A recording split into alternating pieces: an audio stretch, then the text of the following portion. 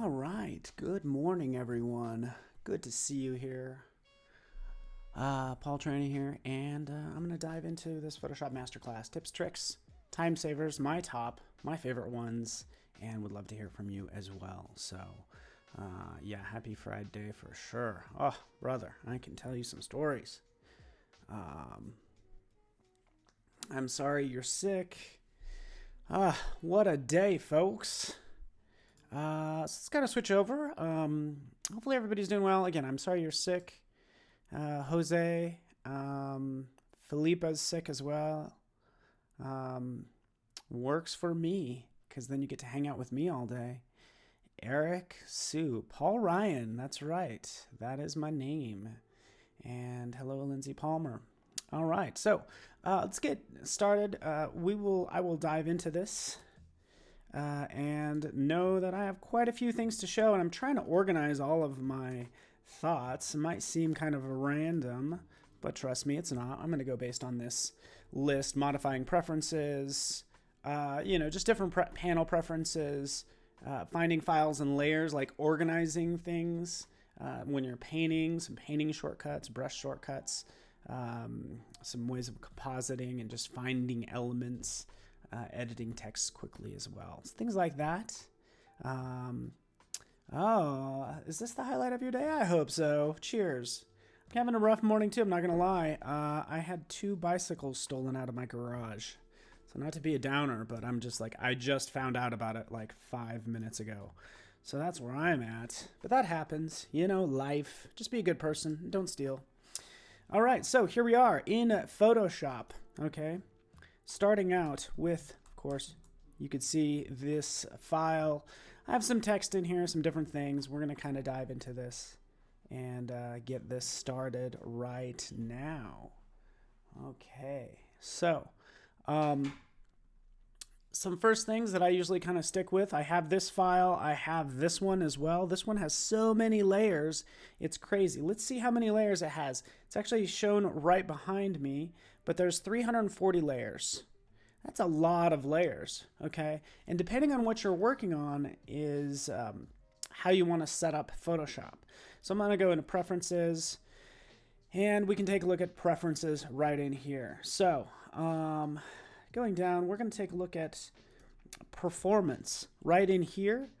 Under Performance, if you're doing photos, a lot of photo editing, so really not a lot of layers, but very big files, do defaults for photos, okay? But I actually go with sort of web/UI design because this actually optimizes for lots of layers, basically. But you can see the cache size changes. Cache levels will change as well. Of course, you can change the history states. The more you up this, the more memory your Photoshop's going to take up. But I just go to Web UI Design when I'm doing heavy composites. Yeah, tell me about it. All right. There we are. Boom. There's legacy compositing. Don't worry about that. Usually when it says legacy, maybe you don't need it. The reason we have legacy, by the way, is it's because we've had it's typically when people like to work the old way, you'll have legacy features. And that's also in blurs, different things like that. What do we have to do is we have to say smart. This is the new smart blur. So go with those smart controls. Coming in here, I'm going to kind of dive into some more things. In fact, I could change this to toast. The appearance, we can make it brighter or darker. Of course, you know about that. But if you hold down the Option key and the Shift key and you click, you can change that to toast. And again, that's just something fun you can do that you're probably aware of. Oh, Eric Sue, you better look in your garage because somebody came over there like, your garage is open. So I went out there and 2 of my bikes were stolen, but not my electric bike. Nothing else was stolen but my two bicycles, which is horrible enough. You could also hold down Option, Command, Shift, and that will get you coffee. So I think we are all there this morning or this afternoon. Just kind of dive in. I could definitely use espresso, which is why I'm switching it to the dark one. Chad knows what's up. Chad knows everything, by the way. Let's just be honest. Option, Command, Shift, click. There it is. that will toggle between the toast and the cappuccino in this case. So yes, coffee is good. Having that set up, I'll go a little bit brighter just so I think it's easier to see on the stream, okay? And let's show the channels in color. Let's customize this a little bit more. I'm gonna click OK. This is another thing that I do, sort of as I'm working on this complex illustration, right? We have these crazy glows for one. Look at all that crazy glowiness. Let's zoom out. Where is that glow? Right? I have a couple glows right in here. Typically, if I want to find something, it's like, I don't know where this glow is right over here. Layer 28. I don't know where you are. I will actually just go right over here and I will hold down the command key and then I'll click on that layer. So command click, that's going to give you the marching ants around that layer. So I could see, oh, there it is. Right, just kind of gives you an idea. It's just a quick way, just a tip or hack, who knows what, when finding elements. Because the same thing is happening here. As I start to navigate around this, with my move tool selected, okay, I usually navigate using my layers, okay? But I might want to find this flower right here, okay? And I might have some of these locked down, to be honest with you. Let's take a look. But this is typically the situation. It's like, oh wait, actually, you know what? I know what the problem is. Right up here at the top. Oh, let's turn that off. There we go. Fantastic. Okay, so I want to find this element. It's like, I don't know where it is, but if you hold down the command key and click, it's going to toggle on this button right here, right? So hold down the command key. That toggles on your selection tool, automatically select a group or a layer, right? Make sure you switch this to layer and then just use this as a toggle, holding down the command key. So you can kind of navigate around. I could zoom in over here. It's like, oh, I need to select that flower. Command key, click. Notice how it highlights that orange flower off to the side. Okay, so I do that all the time. Yes, this is a Greek god. This is actually Neptune. It's a statue of Neptune. So yeah, but it's all about breaking stereotypes. All right, lead designer, let's dive into this a little bit more. Because as I'm working on this, I've located this orange flower, or this rose, for instance, right here. Boop. Oh, I got so many things going on. This is so crazy complex. Right, there it is. There's this rose. Let me just delete this layer.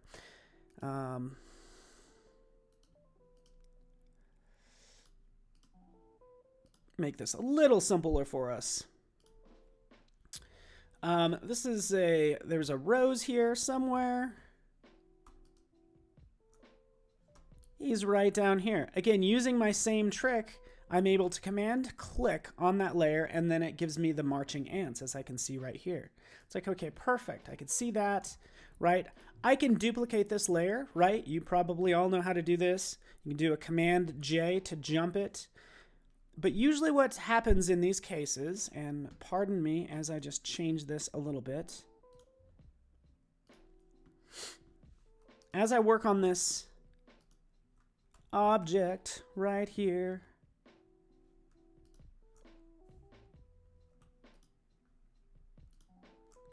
I'm working on this rose. I can't even tell that it's a rose. If I didn't have it named, if it was just layer 1 or 12, I can't really see what it is because it's so small within the entire document bounds. I can't see what it is, right?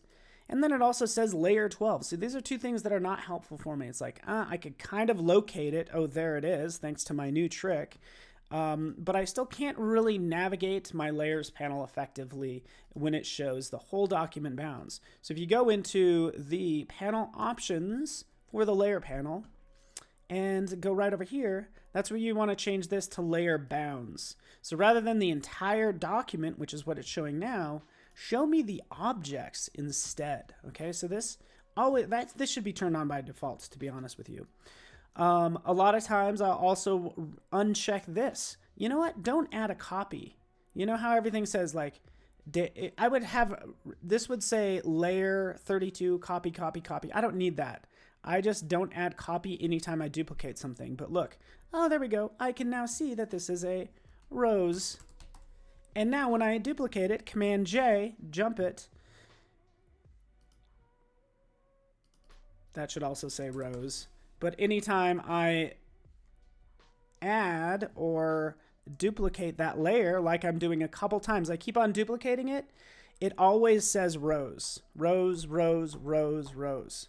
Right? It's not going to say rose, copy, and so on and so forth. So that's typically what I do for the layers panel. Makes it easy to work with. I can then grab that, move it over here. And in this case, I could wrap this rose kind of around his leg right over here, okay? And I'll usually do that using Puppet Warp, right over here. Puppet Warp, okay? There's no shortcut for it, and I use it all the time.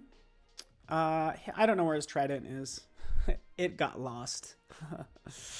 But what I'll do is I'll assign, of course, shortcuts, keyboard shortcuts to certain things. And my tip here is, and again, we'll go into Edit, scrolling down. How I typically set these up is I usually use like all the keys. So all the modifier keys, Control, Option, Command, and then P for Puppet.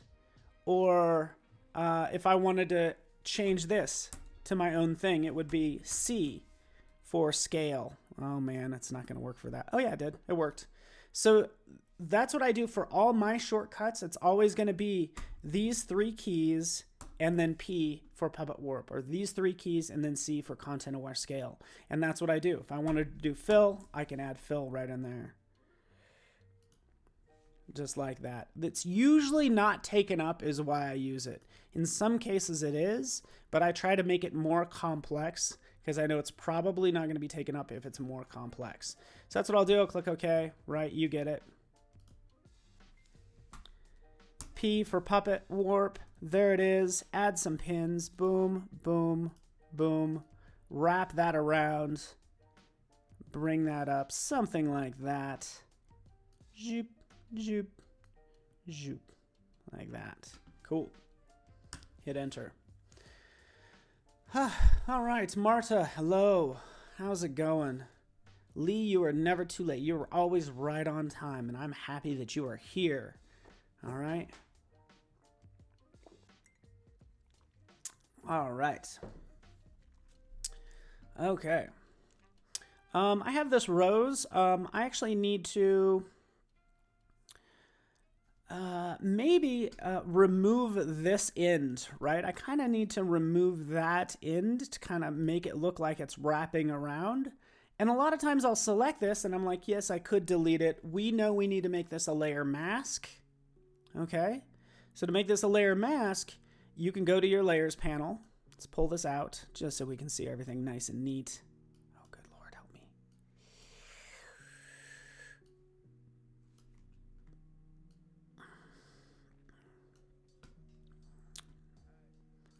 Let's put this up here. There we go. This works. Okay, so we can make this a layer mask, right, just by clicking it. Since I have that selection selected, I'm going to click layer mask, and it's going to remove everything except for the selected part. It's like I wanted the opposite of that. So if you want the opposite of that, and basically I'm selecting it to remove it, just hold down, you can see right here, the Alt key or Option key. And sorry for not having Keycaster on. I apologize. Let's open this up. All right, so again, just to recap, let's move this up here. Keycaster. I have this selected. This is the part that I don't want. Hold down the Alt key and then click. It will remove that part. Yeah, Van Dam, you know. Anothai, how you doing it? How am I zooming the UI? That's super helpful as well, because it's helpful for you to see. I do it a couple different ways. If you go into, and again, this is not in Photoshop. It's actually as part of your Mac settings, right in here, we can go to accessibility and then zoom. So this is how I zoom the screen. I just hold down the control key and then I scroll up and down. That's how I do it. But that enables you to zoom your screen quite nicely, as you can see. Done and done. All right. Another thing I can double check, if I just want to see the masked part, I want to see, where this mask is being used. Zoom out a little bit. I can hold down the Alt key again. Anytime you just want a dialogue to just do something a little bit different, try holding down the Alt key because there's probably some secret little surprise in there. So I click right there and that's going to show me exactly the mask right here, and I can start to paint, do whatever I need to do, as you can see, right? There it is, right? Just click back, done and done. All right, so let me check my agenda. So many things to do. So many things. I could do so many things right now. Let's say I want to go ahead and just paint a shadow underneath this flower. Okay? Typically, sample a color, hit B for brush. I have my brushes up here. We could see the brush size, right? Anytime you don't see the brush size, in this case, you can see here, I'll just show it down here. Anytime you don't see the brush size, it's because you have caps lock, usually. It's because you have caps lock on. Unlock caps lock, and then you can see your brush. So it's on, and now it's off. It's like, oh, good. I can actually see my brush at this point as I start to paint, okay? So that's typically what I'll do. Also, in your preferences, you should be able to see how your brush is being interpreted. So let's go in here, tools.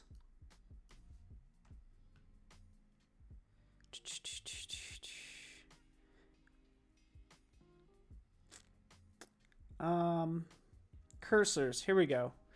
Cursors, normal brush tip, you could do full size. So this is going to cover the full size of your brush. So any sort of like, even if it sort of like has a lot of feather on it, it will show you the full size. Another thing you do is show precise. So if you don't like those little cursors, you could always change that accordingly. And then you also have your color for your brush leash. So let's go in here. We're going to paint that in right up here. Flipping my colors. Zoop. We want it to be black. We hit X. We flip those. Those are just shortcuts you should know. And then let's just be aware of the layer that we're on. So let's make that new layer. There's my new layer. And then I can start painting accordingly. If you right click, of course, you're going to get all your brushes. You know about this. Really straightforward. Okay. I usually have just a couple, like I have Masky, which is my masking brush, which is just a hard edge. And then I have Softy, and then I have Roughy. So I have 3 brushes I use a lot of.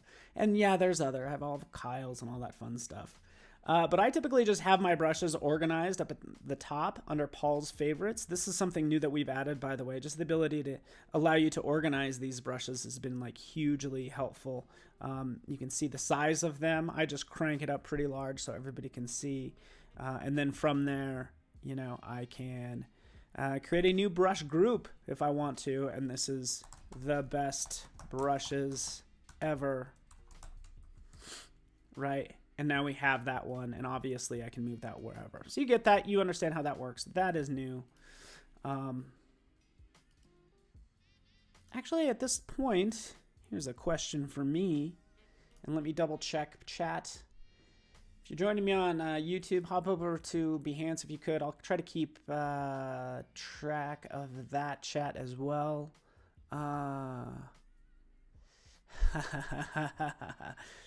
And I thought you want to get a cool haircut. Yeah, I just got my haircut like 2 days ago. So thank you for noticing. That's very kind of you. So right in here, we have our brush selected, right? I can click up here, or I could right click, make sure Softy is selected, use my brackets to bring that down, right? Like that. The flow is like 7 to 15. I can start painting in some shadows just underneath those leaves. It's going to be nice and soft, right? I want it to be a little harder right here. I want my brush to be a little bit harder. So I hold down the Shift key, and let's watch it right up here. I'll hold down my Shift key, Shift, and then the closing bracket will make it hard. So is everybody seeing that? Closing bracket makes it sharp, and then opening bracket while holding down the Shift key, that changes the feather. So that's what's happening there. So I'll make this a little bit harder for this part because I want it to be a little bit harder on this end, and I can have it sharp right there since it's closer, and then I can soften it up, again, the edges, and start to paint accordingly, just like that. Yeah, maybe a finder, Axel. Yeah. Yeah, that would be good. I think organization becomes a huge thing as you start to paint more and do all that stuff, right? As you start to collect assets, because we kind of have that issue. You have so many brushes in here, and then also even with like the layers, we can look at layers. There's 1,000 different ways to sort and find things in the layers panel and the libraries panel. Those are two other areas that just need organization. So yeah, it's kind of up to you on how you want to organize these and then how you sort these various objects. So again, library panels, in terms of organization, we can create a new library. We can actually come in here and we can create a new library group right down here at the bottom, and we can group things just like I've done. And now I have vector animals, right? These are all the groups that I've made. And I try to keep this organized, but then I have other, which is my junk drawer. So this has everything that I've just kind of synced up, a lot of stuff in here, right? So anyways, you can add these folders, and you can view by group and also view by type. So if I just want to see the graphics or other types of media, you have them right in here, but typically I view by group, okay? Same thing right over here. As I take a look at my layers, right, I can sort by kind, but I can also go into attribute and all sorts of things. Like I can see how many smart objects are in here, right? Ooh, or even selected. You ready for this? This is kind of cool. Back to our rows. Here's our rows. It just shows my selected layer. I don't really know why you'd want to do this, but you could really mess with somebody. I'm glad they turned this red because you want to turn off filtering. But if you just want to show what's selected, even if it's a group of elements, we can say, hey, you know what? Show what is selected at this point. And it should show everything selected. So let's turn that off. You get the idea. Let's move on.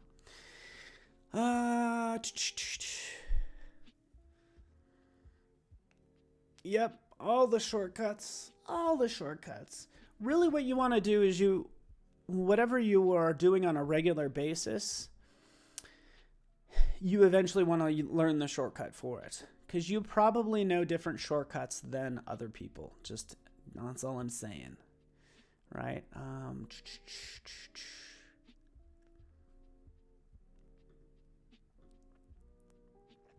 Ooh, this is interesting. So by the way, I just looked at my notes. If you go into preferences,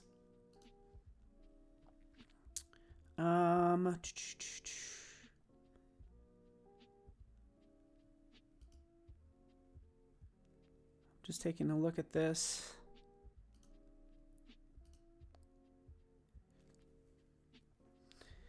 Here we go, right in here, under file handling. If you disable the compression of PSD and PSB files, they're going to be larger, but it's going to be easier when you save your files. So if you're just looking for speed and have all the hard drive space in the world, you can disable the compression of the PSD and PSB for big files, right? All right, let's move on. That maybe was not that interesting. Since I talked about files and file size, this is what happens to me. Oh, Chad, I don't know about that. So Chad, I use this a lot, Chad, because like this file, sometimes I open files and I'm like, I have no idea where this file is. Like, where did I put it? Like, because I have lots of things open. I'm like, where did all these things come from? You just right click typically on that title and you can say, hey, you know what, reveal in Finder. Boom. Oh, there it is. It's actually in this folder on my desktop. Okay. So I use that a lot. Another thing, you ready for this? I'll just point out like this file, or either one of these, like even for this one, this BSD file is huge, right? And it's like, let's take a look. It's a gig, right? What if I just want to preview it? I just want to, oh good, Chad. Oh, good to know. Brush search is in our backlog. Good to hear. What I want to do is I actually want to, let's scroll up.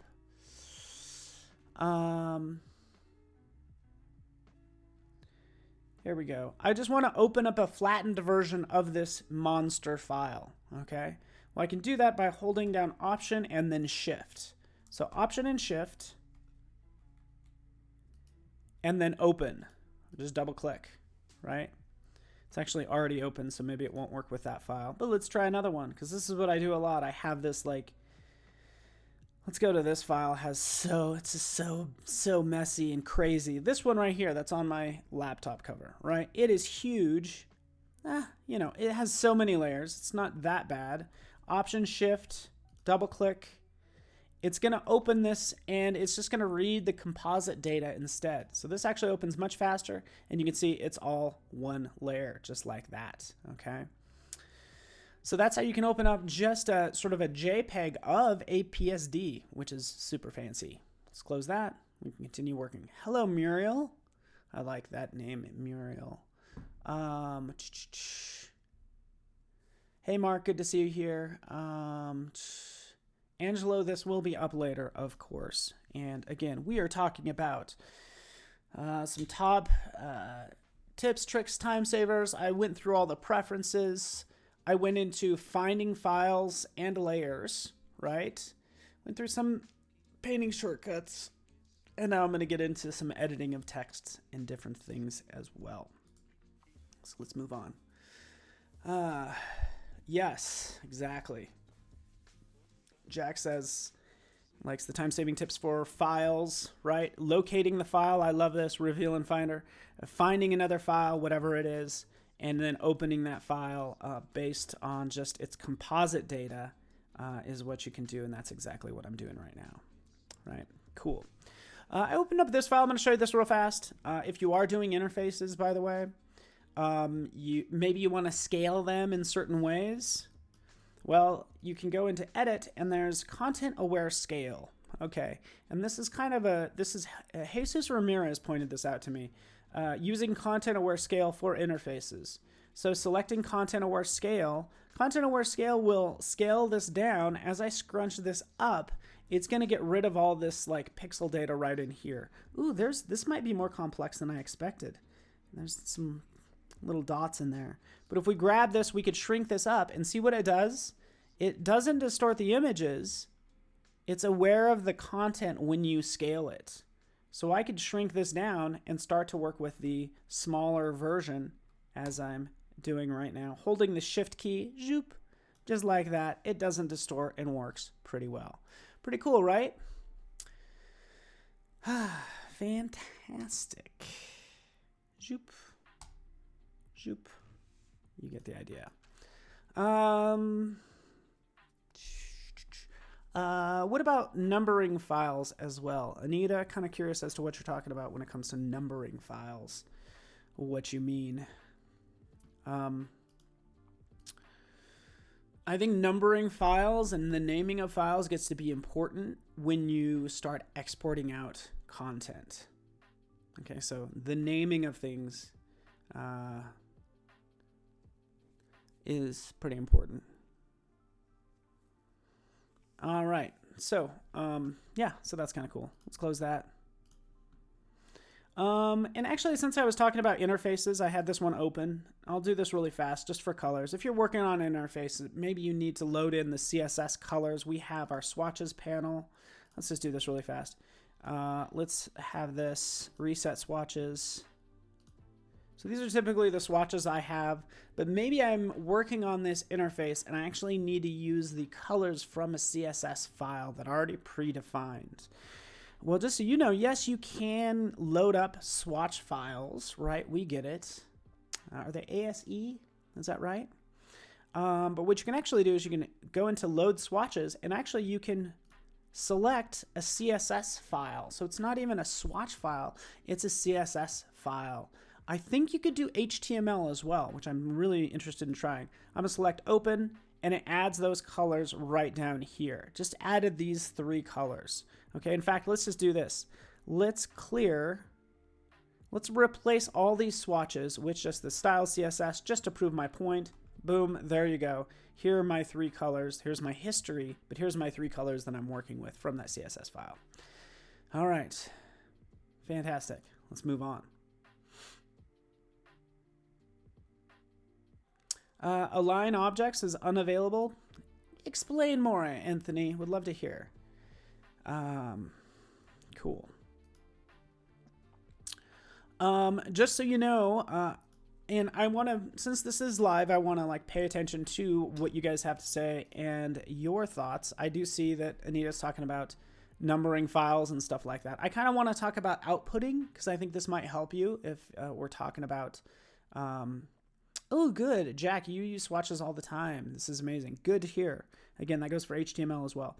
I'm going to show you something really fast in Adobe Live. I'm going to show you this. We have this background, and I'm going to show you this file right here. Okay, so this is a case where I'm actually changing this file a lot, like every week. Okay, and I always need to output this screen. So let me show you this real fast. I'm going to show you this PSD file, right? I'm going to open this up. And let's delete this folder, by the way.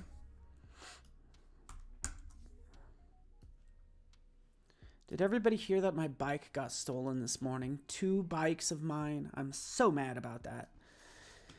But check this out. Right in here for this, I have this screen, and I always need to output this screen and maybe this screen and a schedule screen and like brushes, like all this stuff, you know, and then also the background. What I do is I come over here and I say, hey, you know what? Let's call this background.jpg, like that. We'll call this. This is the agenda screen. Agenda, not JPEG. Again, JPEG. What this has in it, so I twirl this down. This just has, let's turn off that background. It just has this content right here. That's why I'm saying, hey, you know what? Instead of making this a JPEG, make this a ping file. Output this ping file, right? And that's what I do. Some are pings. Again, it's just this. Some are pings. Most of them are pings, actually, because I just needed that content. This overview, what does this look like? Let's twirl this down. Turn that off.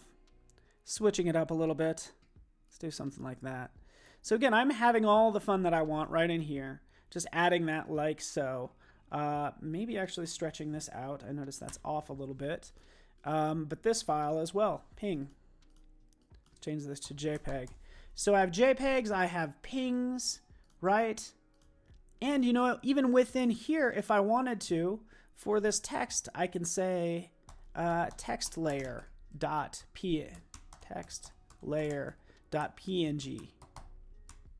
So the naming is my layer naming is actually gonna be my file name. So layer name is gonna be the file name, okay? Let me make sure this is turned off. No, okay. Bear with me one moment. Okay, so again, here's my file. Here are all my layers. There's my PSD. Here's my layers. All I need to do now is go to File, Generate Image Assets. Yeah. Hello, Tima from Planet Mars, and thank you for all your condolences about my stolen bikes. I just found out like 5 minutes before I got on the stream. I'm like, what? So anyways, image assets. Just turn this on. It's always going to be turned on now, right? We'll go into image assets. It's always going to be turned on, right? It's always generating those image assets, right? As I take a look on my desktop, oh, there it is. There are all those files being generated. Cool, right? There it is. Oh, thank you. Background, right? This. So if I decided, oh, I needed to capitalize P for preferences, right? We can change that. In fact, let's do that right now. Zoop. Showing you that this is live, by the way. Let's move that over. Oh yeah, and here's my text layer, by the way. So that's that one text layer. But let's go to this ping file just to show you right in here. We need to capitalize P. It's like, oh no, I misspelled something. It always happens at the last minute. I can change that. It regenerates this file and capitalizes it, right? We could take this a step further, by the way. Since I've done that, if you're curious, in Wirecast, which is what I'm using to stream, it will automatically update that as well. So we can see right here, look, boom, it's capitalized. So I'll change this in Photoshop on my desktop. I don't know, I think this is really cool. Modifying stuff, right? I'm changing this to modifying stuff. I'm gonna go over to Wirecast. It loads in that that ping file, and you can see that it says modifying stuff. So anyways. Oh, it'll export SVG. Thank you very much. And GIF files as well. And you could do different sizes and all sorts of things. So you could really take it to the next level if you want to. You know, like Chad said, if you happen to have a decent shape, like a heart. Yes, it will do a heart as a SVG. I could also do heart as PNG. And at the beginning here, what I can say make it 200%. And now it's going to output 2 hearts, 1 SVG, 1 PNG. The PNG should be larger than the SVG. Here we are. There's the PNG. You could tell, look, here it is. The SVG, technically it is smaller. I know, I get it's like, you know, sort of resolution independent, but here's my PNG, twice the size as what it is in Photoshop, which is pretty impressive. All right. Anita, you have a great weekend too. I really appreciate you. Go give somebody a hug today because they probably need it because their bike got stolen. Okay, I'll stop. Let's move on from there. All right, super cool. All right. Cool. Fantastic. Yeah, that is pretty cool. I'm glad you like that. I do as well. Let's talk about like even changing the color of text, and maybe I'll switch over to, because it's kind of confusing. Maybe that piece. Let's do this. Let's kind of dive into fonts and things like that. Timesavers. Why is there a bird in the background? I don't know. Here's my text, okay? I happen to want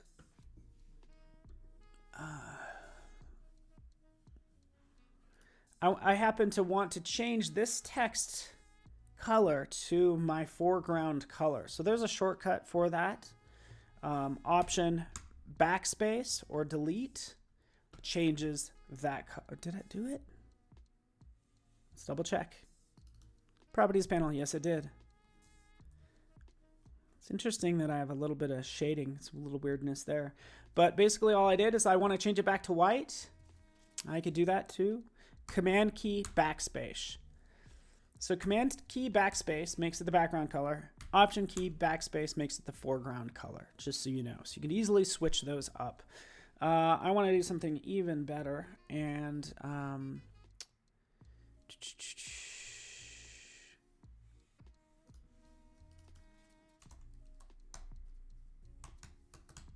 going to go with Muriel's name. Is it okay? I'm just going to do something better than Timesavers, right? I have this text. I'm going to scale it up. By the way, of course, we don't have to hold down the shift key or anything like that. I could scale that up. Now we have this nice text. We could have some fun with it. Let's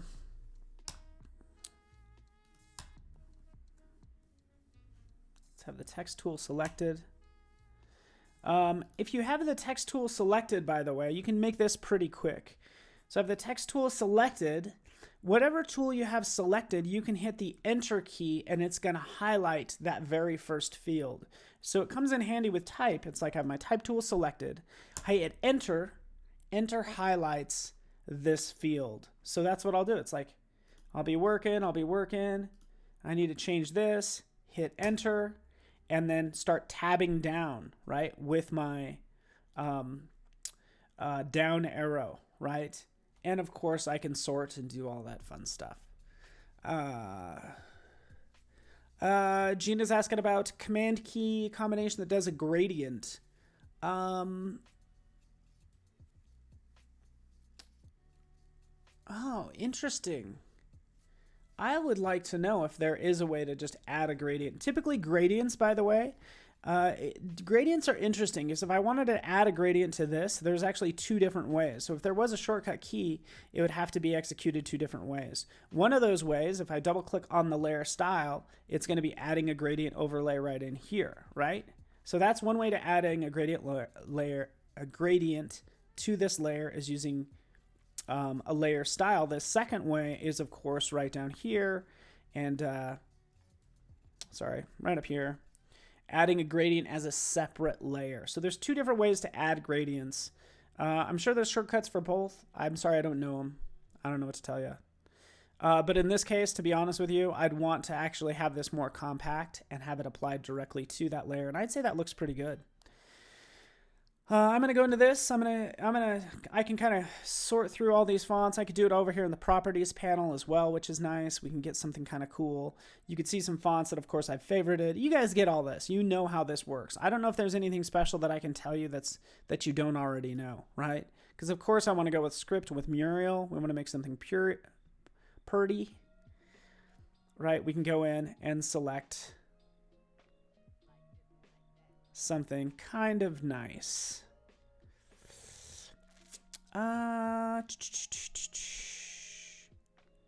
Where's Edwardian?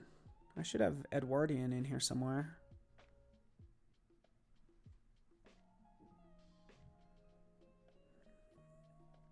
Yeah, Hummingbird. Let's go with that font. Perfect. I like Hummingbird. We can go ahead and favorite it. We get it. There it is, right? Of course, another thing we can do is we can always come in here and we can check out Typekit fonts, right, in here. And these are fonts that are available, script fonts from Typekit that I can take a look at. And I can add more fonts from Typekit as well. You get it. You get it. You understand how it works. I think this could be maybe a little bit more artistic. Let's go ahead and maybe this font does not. I actually wanted Edwardian, so let me see if I have Edwardian really fast. Let's change this to all classes. Don't forget to change that back, by the way. Just turn off all that filtering, because sometimes you'll be looking for a font you are not going to be able to tell. Oh no.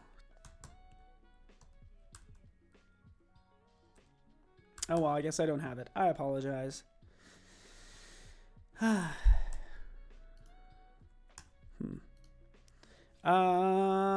Let me just show this since I have less script right here. I'm gonna do this really fast. Take this L, you get the ligatures right in here. You can go ahead and change that specific glyph to one of these other ones, like that long, passionate flourish, as it's called. That looks much better, and that's all a click away. As you highlight that letter, you could just go ahead and select the option that you want. You could have a curly E, you get the idea, right? So that's typically what I'll do with this text and get this into place like so. Done and done.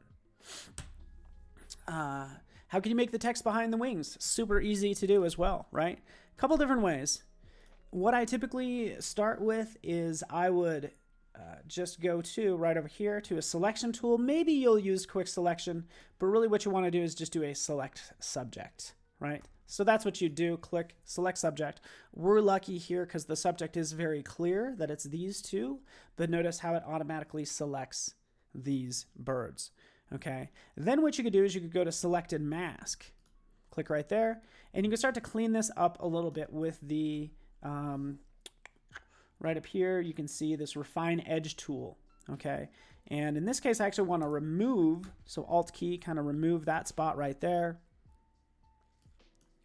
Come on now, do your thing.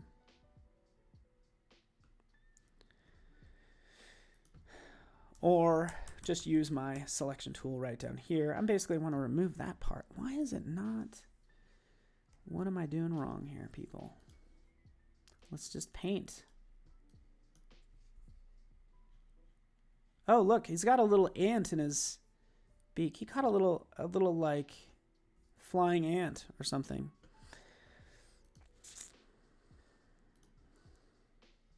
Okay, I'm having an issue with selected mask, but I did what I point out right down here for selected mask. We want to export this out as a new layer with a layer mask and clicking OK. It's going to do that. You see it did do it. I don't think it was updating it fast enough. Let's invert that. So now what we have is it just wasn't updating fast enough. Now I have this issue. Not to worry, we could always go into select and mask for that. Come in here. I don't know why I wasn't selecting earlier. What is happening?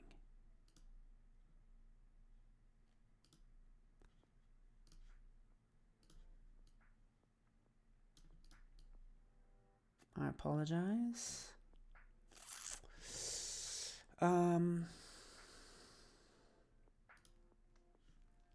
Yeah, this is interesting. I'm not 100% sure why it's not. I feel like it's not updating. I can add, remove that whole thing. So that's my issue. Nonetheless, this is the result that you want. I have those two. What I do is I come down here. I have Muriel right here. We're going to make a little layer sandwich. So we'll drop Muriel in between those two. And that's kind of along the lines of what you want. And I get it. This is annoying. Let's fix it.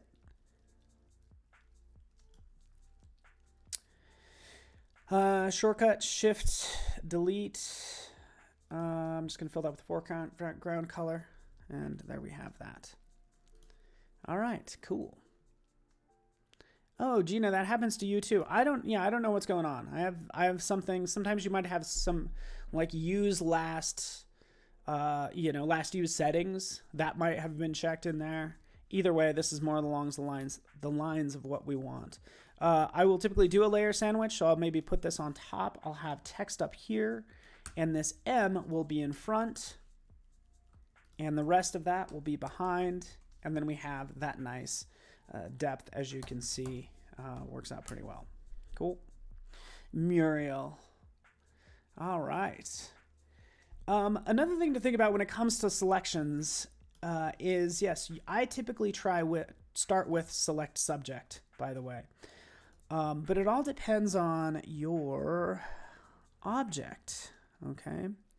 So let's take this fox. Here's this fox. Looks pretty good.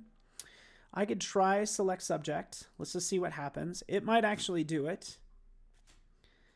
But in this case, it just selects the fox, which is the subject. So it's doing everything I want it to do. But what I actually want is I want this foreground as well. So in that case, I'm going to just deselect.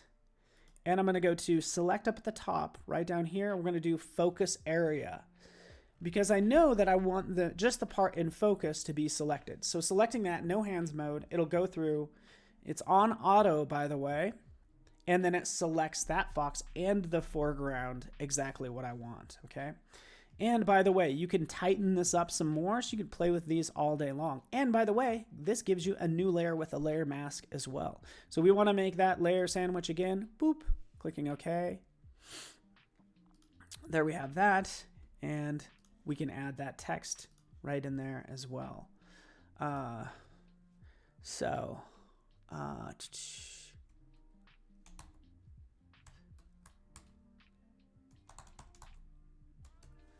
This is Philippa the Fox. Hopefully that's okay. What you can always do is, again, this is something we've added as well. When you're typing in text, like I'm doing here, I added, Philippa the Fox, right? Type that in, F-O-X. All you need to do is click to commit. So you don't need to hit this little commit button. You can click on any tool and it's going to commit that type, right? So now we can move that into place and do whatever we need to do, resize it, all that fun stuff. I only have about 6 more minutes, so let's kind of dive into this. Making this a little larger. And let's keep in mind that we can always toggle through all of this text. In fact, I can find an Acumen variable concept font. Going into advanced, we want to make this all caps. We want this to be big and bold. This is a variable font, so we can increase. Hopefully you're seeing that right over here. We can increase the weight since this is a variable font. Let's crank that up really large and then decrease the width like so, right? So that's what we want for Philippa the Fox. And I would say that looks pretty good. From there, I'd probably go through the different blend modes as well. There we are. Cool. Ooh, a couple things that I did not get to that's good to show. Anthony, thank you. How can you make text wrap into a dog shape? Gosh, typically I would actually use Illustrator to do that. If I wanted to wrap text around a shape, because your text tools in Photoshop aren't that vast, to be honest with you. Okay, so you would probably do that in Illustrator and then bring it in, okay? But in this case, if you did want to sort of create that outline and eventually do it, what I didn't get into is like the pen tool as well. One thing I turn on with the pen tool is this rubber band, okay? Because as it stands right now, let's just say I wanted to like trace this fox, right, with this pen. Click, click, click. I don't know where this next point is going to go. Where's that next point? What's it going to look like? Right? Even especially after you add big curves, if you go up here and you turn on rubber band, it's going to go ahead and give me a projection of what that line will look like. So I want that projection and I can click like right over here. Boop. Oh no, I didn't mean to put it there. I haven't let up on my mouse. I can hold down the space bar and then readjust and put it right there. Boop, like that, and continue on my way. Okay. Let's see what type of path. Looks like I made a shape path. Not a big deal. I can take the fill all the way down. You can see it. So yeah, Anthony, tell me, like, I don't know if the, I can't put text on a path in Photoshop, but you guys correct me if I'm wrong. I've been known to be wrong before. Yeah, this happens all the time. But again, just those are two pen tips and tricks that I wanted to show you. The space bar, when you put down a point, will pick it back up, and then make sure you turn on this rubber band effect as well. Also, a lot of things I will typically do, especially if I'm tracing something using a brush, is smoothing, right? So, trying to think a good scenario here, but basically I have this brush set up and we'll crank up smoothing, right? And we can have this pulled string mode, which is pretty cool. So pulled string mode, this is what's going to happen. You ready for this? I'm going to just kind of like paint around this fox. See what's happening is it's giving me that circle and it's like pulling it along that particular path that I just drew. Okay. Brush. Let's turn that off. The stroke catch up is going to work to where, in fact, let me just increase the flow because you couldn't see that very well. Stroke catch up is like as I paint, it's going to catch up to it. Boop. And that's how that works. It makes for tracing things really well because you don't have to go full speed. You can make a curved line with a pen tool and just click on the path with the text tool. Ooh, let's do that. Again, we're kind of wrapping up now. Looks like I'm accidentally using. So you're saying I can make a path. That's done. Oh, it probably should not be a shape. But let me grab path. Boom, boom, boom. Here's my crazy path, right? Text tool, rolling over that line, and it does work. Tima wins. Tima wins. Look at that. As you roll over it, it actually gives you that icon, which what that means, it means that I can type along that path. I made the mistake of assuming that it was like Illustrator. Illustrator has a separate tool for type along the path. So that's what threw me off. But Tima wins. Thank you so much. Cool. Yeah, Gina, you don't actually like this string feature, and now you know how to turn it off. Perfect. Our goal is to show you what you can do so you can not do it. I have a whole slew of features that I don't think I got to.